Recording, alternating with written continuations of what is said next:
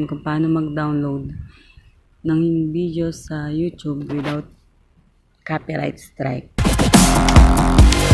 Ngayon, search natin dito kung anong gusto nating topic. So, yung mga funny videos. Yan. Tapos dito sa may settings dito sa may upper right corner, tignan nyo yung Creative Commons. Select natin yung Creative Commons, i-apply natin yun. Yan. Pili kayo dyan kung anong gusto nyong i-download. So, kuhanin natin yung mga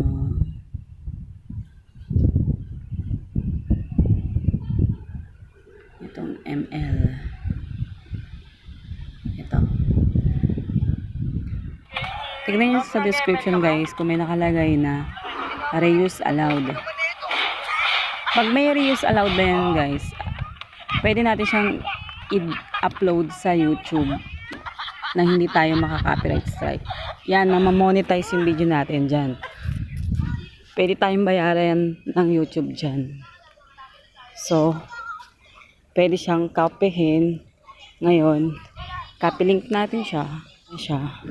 Punta tayo dito sa Google. Hanapin natin yung save from.net. Save from.net.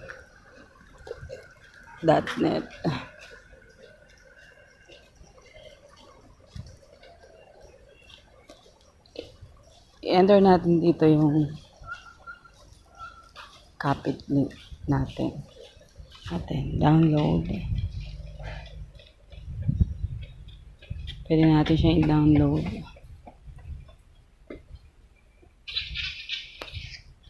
Pag-download na natin guys, pwede nyo siyang i-edit para ilagay nyo yung mga eklabos nyo. Okay.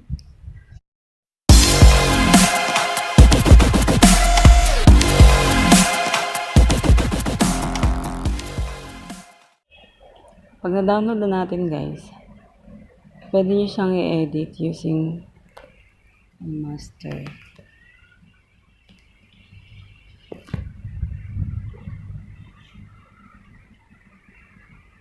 Pwede nyo siyang i-edit using master. So, tayo. Okay. Yan. Tanggalin natin itong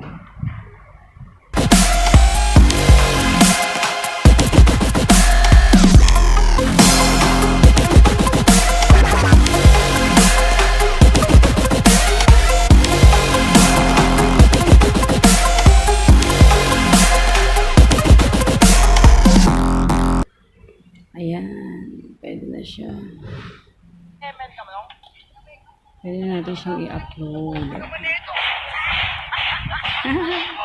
Okay. Ayan. Sana may natutunan kayo guys sa akin. Pwede natin i-upload yan. Ayan. Okay. I-upload na natin siya sa YouTube.